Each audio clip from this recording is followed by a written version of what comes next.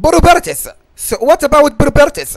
Properties. So we have seen a few substitution looking expressions like myString.length, and to get the length of a string, and max.max. The maximum function is in past chapters.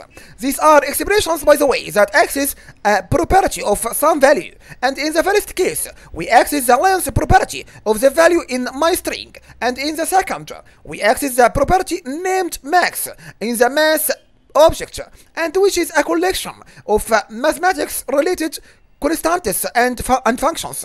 And almost all JavaScript values have properties, by the way, and the exceptions are null and undefined. And if you try to access a property on one of these non-values, you get an error, like this command now and this example, null.length, and the result will be type error. Null has no properties, by the way. Okay, so the two main ways to access properties in JavaScript are with a dot and with square brackets, and both value.x and value x access a property on value, but not necessarily and the same property. The difference is in how x is interpreted, and when using a dot, the word after the dot is the literal name of the property, and when using square brackets, the expression between the brackets is evaluated to get the property name. And where is value.x fetches the property of value named x between double quotation, and value x tries to evaluate the expression x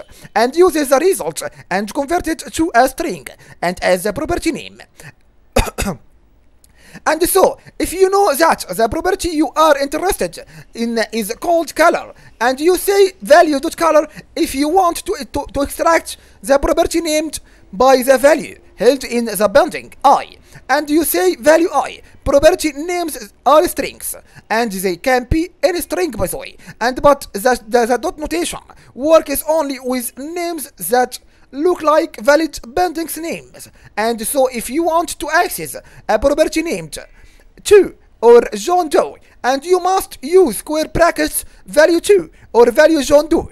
Okay, so the elements in an array are stored as the array's properties, by the way, and using numbers as property names.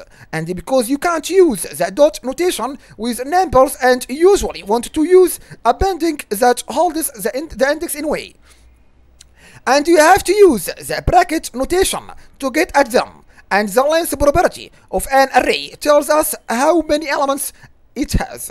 And this property, by the way, this property name is a valid binding name, and we know its name is advanced now. And so to find the length of an array, you typically write array.length because that's easier to write than array and length.